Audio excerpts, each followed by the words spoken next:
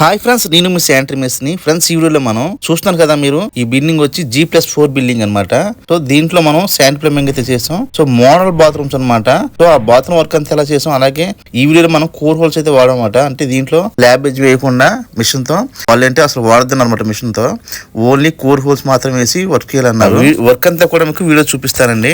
So ఈ building లో మనం పైపులన్నీ కూడా ఎస్టల్ ఫిఫ్టింగ్ అండి. అలాగే పైపులు, అలాగే మనకి మామూలుగా ఈ ఏసీ పైపులు కానీ, అలాగే అంగుళ పైపులు కానీ, మొత్తం కోర్ పైపులు కానీ ఆశీర్వాద్ కంపెనీ సంబంధించిన పైపులే వాడతాం. దీంట్లో ఓనర్ గారు ఆశీర్వాద్ డీల్ దాకా తీసుకొచ్చారనమాట. వీళ్ళు డైరెక్ట్ గా చూసారు. ఇది వచ్చి మనకి ఏసీ లైన్ వాడతామన్నమాట. అంగుళారు మనం వాళ్ళు చూసారు కదా మీరు, వాష్ బేసిన్ కానీ, వాషింగ్ మిషన్లు కానీ, అలాగే డిష్ వాష్లు కానీ వాటికి వాడతాం. ఈ అంగుళారు అనేది ఏసీ అవుట్లెట్ అయితే యూజ్ చేస్తాం. అలాగే లీకేజ్ పైప్ కూడా యూజ్ చేస్తాం అన్నమాట. ఈ బాత్రూమ్, ఈ model bathroom leakage pipe setting అలా కూడా మీకు వీడియో చూపిస్తానండి. సో ఇక్కడ రాగానే మనం సామాన్ చూసుకోవాలి, ఏమొచ్చింది ఏం రాలేదని చెక్ చేసుకోవాలి. చేసుకున్నాక మనం పని మొదలుకోవడం మంచిదని. ఏమైనా గప్పును రాకపోయినా మనకి ఇప్పించుకోవడానికి అవకాశం ఉంటుంది అనమాట. సో వీళ్ళేంటంటే డీలర్స్ దగ్గర కొనడం వల్ల వీళ్ళు గుబ్బమేకలు అయితే తేలేదు, మనం గుబ్బమేకలు వాడతాం. ఈ గుబ్బమేకలు తేపాలని మేము పొద్దున్న 6ంటికి వెళ్ళిపోయాం. పని అయిపోయింది అనమాట. లక్కీగా ఒక చోట ఓనర్ గారు మనకి కనబడితే పొద్దున్న ఆయన దగ్గరికి వెళ్ళి ఇంటి తాళం తీపిచ్చి అప్పటికప్పుడు మనం గుబ్బమేకలు తీసుకోవడం జరిగింది. ఇక్కడ మీకు ఫ్లో ట్రాప్ గురించి చెప్తానండి. ఈ ఆశీర్వాద్ ఫ్లో ట్రాప్లో మనకు అడ్వాంటేజ్ ఆశీర్వాద్ కానీ, ఇప్పుడు లేటెస్ట్గా ప్రిన్స్ కానీ ఈ కంపెనీ అయితే మనం చూసుకోవాలి. ఇక్కడ ఫ్లో ట్రాప్లో మీకు బ్లాక్గా కనబడుతుంది కదా డోర్ అనమాట. ఆ డోర్ అనేది మనం పైన పైప్ ముక్క పెట్టినప్పుడు ఆ డోర్ వచ్చేలాగా చూసుకోవాలి. అది ఇంపార్టెంట్ విషయం అన్నమాట ఇది. ఎందుకంటే ఇది చాలా మంది తెలియక పైప్ ముక్క పెట్టేస్తున్నారు. ఏమైనా స్ట్రక్ అయితే ఈ టైల్స్ వేసినప్పుడు సున్నాలు పడినప్పుడు అది రావట్లా. దానివల్ల ఏమవుతుంది, అది పెట్టిన ప్రయోజనం ఉండదు అనమాట. ఆ డోర్ పోయిందంటే ఆ ట్రాప్ అనవసరం అనమాట. స్మెల్ వచ్చేస్తుంది ఇంట్లో, బ్యాడ్ స్మెల్. అందుకే మీకు క్లీనర్ పెట్టి మీకు చూపిస్తాను. ఆ క్లీన్ పైప్ పెట్టి ఆ డోర్ వస్తుందా లేదా అని కూడా మీకు ఈ వీడియో చూపించడం జరుగుతుంది అనమాట. సో మనం చూసారు కదా, ఈ ఫ్లో ట్రాప్ అయినా క్లీన్ పైప్ పెట్టి, అంటే పైప్ ముక్క బదులు మనం క్లీన్ పైప్ పెట్టాం. చూపిస్తాను మీకు. ఆ డోర్ కనుక మనకి రేపు పొద్దున రాకపోయినా, ఒకవేళ లేదు మనకి రావట్లేదని కుట్టేసిన, ఆ ఫ్లో ట్రాప్ యొక్క లక్ష్యం ఏంటంటే స్మెల్ డ్రాప్ చేయడం కోసం, ఆ ఇంట్లోకి మనకి బ్యాడ్ స్మెల్ రాకుండా ఉండడం కోసం ఈ ఫ్లో ట్రాప్ వాడతాం. ఆ ప్రయోజనం ఉండదన్నమాట. అందుకని మనం ఈ ఫ్లో ట్రాప్ విషయంలో చాలా జాగ్రత్తగా చూసుకోవాలి. కొత్తగా నేర్చుకునే వాళ్ళకి ఈ విషయం మీకు హెల్ప్ అవుతుంది అనుకుంటున్నాను. సీనియర్స్కి అయితే చెప్పాల్సిన అవసరం లేదండి, ఆల్రెడీ ఈ విషయం తెలుసు. సో ఇక్కడ మనం అంగుళనార సైజు గుబ్బమేకలు ఒక 6 కేజీలు అయితే పెట్టినమాట. అవుట్ సైడ్ లైన్ అన్నింటికి కూడా మొత్తం బాత్రూమ్ పైపులే కానీ, అలాగే రెయిన్ వాటర్ పైపులు కానీ, అలాగే 2 CPVC గమ్ డబ్బాలు కూడా తీసుకోవడం జరిగింది.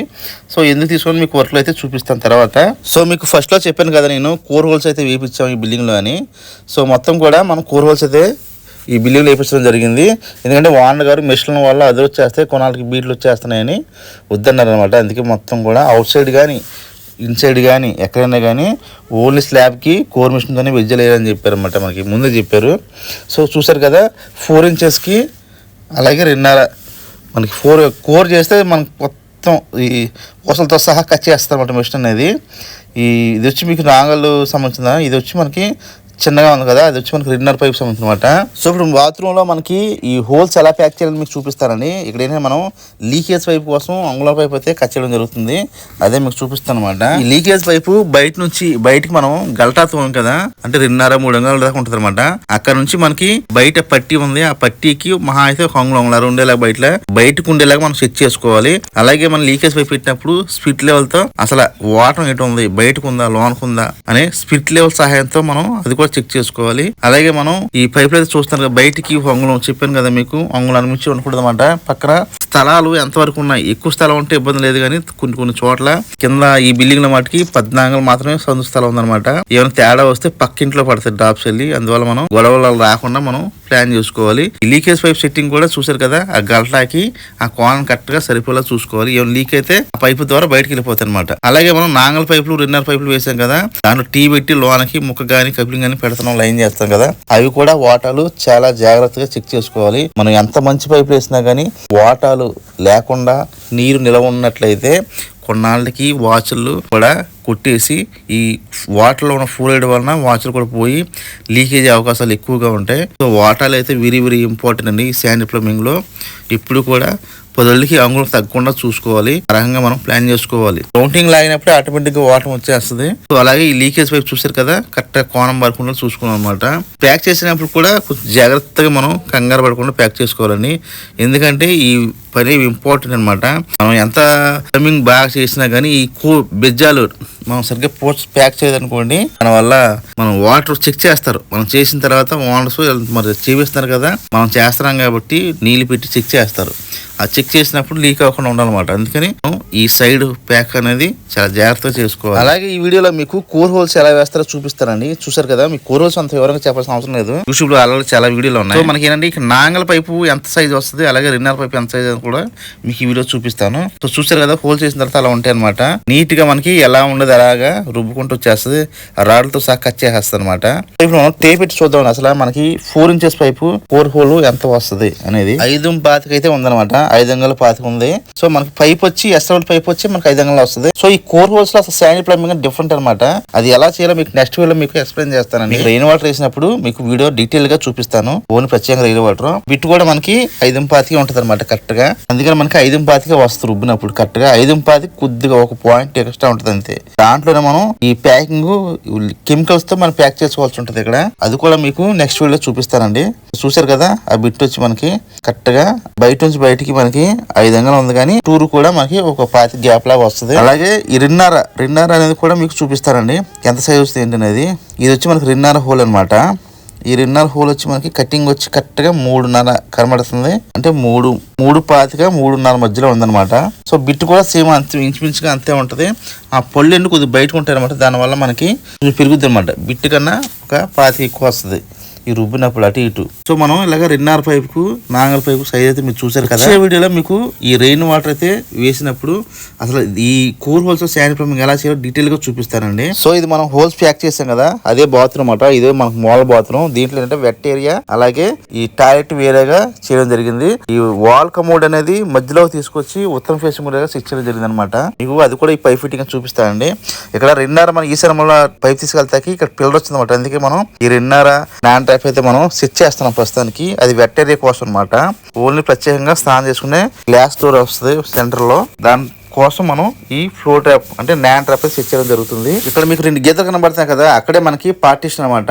మధ్యలో డోర్ వస్తుంది. అలాగే ఈ ఎస్ఎల్బై సిస్టమ్ లో పైపులు మనం కొలత తీసుకున్నప్పుడు చాలా జాగ్రత్తగా ఈ ఫిట్టింగ్స్ అనేది పర్ఫెక్ట్ గా యాంగిల్ లో పెట్టి మనం కరెక్ట్ గా మనం కొలత తీసుకోవాలి, కటింగ్ చేసుకోవాలండి. అలాగే మనకి ఎస్ఎల్బై పైపులు జాయిన్ చేసినప్పుడు పైపు చివర క్రాస్ గా మనం ఆకురైతే కానీ లేదా ప్లాస్టింగ్ అని గోడ కానీ అలా తీసుకుంటే మనకి స్మూత్ గా పని అవుద్ది అనమాట.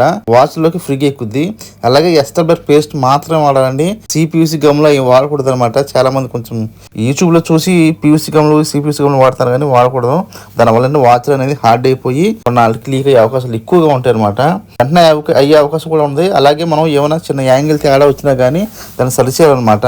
ఫిట్టింగ్స్ అన్ని వేస్ట్ అయ్యే అవకాశం కూడా ఎక్కువగా ఉంటుంది గమ్ము వాడినట్లయితే. సో ఇప్పుడు మనం వెట్టేరియాకి నాన్ ట్రాప్ అయితే సెట్ చేస్తాం. సో ఇలా చేయడానికి కారణం ఏంటంటే మనం చూసారు కదా, ఇక్కడ కమోడ్ సంబంధించిన పైప్ అయితే రావాల్సి ఉందన్నమాట. దానివల్ల మనం ఎదా తీసుకొచ్చి మళ్ళీ టర్న్ చేసాం అనమాట వెట్టేరియాకి. ఎందుకంటే ఈ సైడ్ మూల పిల్లర్ వచ్చింది, లేదా ఈ సైడ్ మూల డైరెక్ట్ మనం పైప్ ఇస్తాం బయటికి. ఇక్కడ ఏంటంటే మనం ప్యాక్ చేసినప్పుడు కొద్దిగా కెమికల్ కోటింగ్ చేసాం అనమాట. ప్యాక్ చేసిన తర్వాత కూడా ఒక రోజు ఆగి ఈ వాల్ కోటింగ్ చేసినప్పుడు వాచ్ మీద పడిపోయింది అనమాట. దానివల్ల ఏంటంటే మనకి హార్డ్ అయిపోద్ది వాచ్. అందుకే మేము పాత వాచ్ తీసేసి దాన్ని శుభ్రం క్లీన్ చేయించి మళ్ళీ కొత్త వాచ్ వేసి పాత వాచ్ ని మనం స్ట్రైట్ వైపు లో వాడుకోవచ్చు. స్ట్రైట్ లో మనకి లీక్ అయ్యే అవకాశం ఉండదు కాబట్టి స్ట్రైట్ వైపు లో మనం వాడుకోవచ్చు. ఇదేంటంటే మనం కమోడ్ కోసం అంటే వాల్ మౌంట్ కమోడ్ కోసం మనం ఈ పైన నిలబెడతాం అనమాట.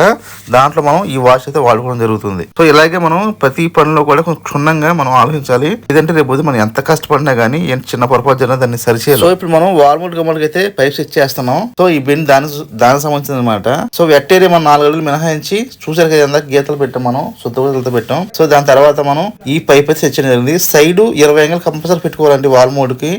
ఎందుకంటే ఒక లావు మనిషి వచ్చి కొంచెం హెవీ పర్సనాలిటీ మనిషి వచ్చినా గానీ కూర్చున్న కన్వెంట్ గా ఉండేలా చూసుకోవాలి. ఇప్పుడు కూడా ఇది చాలా ఇంపార్టెంట్ అండి. చాలా మంది ఏం చేద్దంటే 16 అంగుళాలు 10 అంగుళాలు కూడా పెడుతున్నారు. దానివల్ల ఏమంటే కొంచెం హెవీగా ఉన్న పర్సనాలిటీ మనిషి కూర్చున్నప్పుడు ఇబ్బంది అవుతుంది అనమాట. సైడ్లు గోల్డ్ తగిలేస్తా ఉంటే వాళ్ళకి కన్వెంట్ గా ఉండదు అనమాట. అందుకని కన్ఫర్మ్ గా వాల్ మౌంట్ 20 అంగుళాలు ఉండేలా చూసుకోండి. అలాగే మనకి ఈ సెట్టింగ్ అనేది చూసారు కదా, 20 అంగుళాలు పెట్టి కరెక్ట్ గా దీనికి ఒక 6 అడుగులు అయితే ఉందన్నమాట.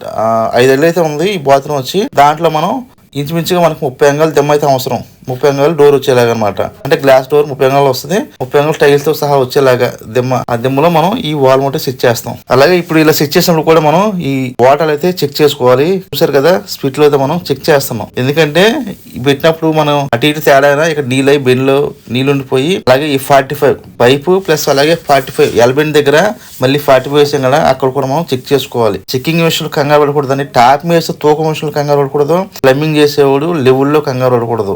శానిటరీ ప్లంబింగ్ లో లెవెల్ అనేది చాలా కీలకమైన పాయింట్. అలాగే బెండ్ అనేది కూడా మనకి వాల్ మౌంట్ విషయంలో చాలా జాగ్రత్తగా స్ట్రైట్ గా ఉండాలి. అప్పుడే మనకి పర్ఫెక్ట్ గా వస్తుంది. అటు ఇటు వాలినా కానీ మనకి ఏడు వాళ్ళ ఇబ్బంది ఉండదు. కానీ వాల్ కమోడికి వెనక ముందు వాలకూడదు అన్నమాట. అప్పుడు ఏమంటే ఈ పైప్ అనేది ఈ ట్యాపర్ అవుతాం వల్ల ఈ వాల్ కమోడ్లు ఎక్కించడం అనేది ఇబ్బంది అయిపోద్ది అనమాట. దానివల్ల మనం పైపు పర్ఫెక్ట్ గా ఉన్నది చూసుకోవాలి. చూసారు కదా 20 అంగుళాలు అయితే వచ్చింది సెంటర్, 20కి ఇంకా 6 అంగుళం వచ్చింది. మామూలు సరి చేస్తున్నాడు. కరెక్ట్ గా 20 అంగుళం చూసుకోవాలి మనం.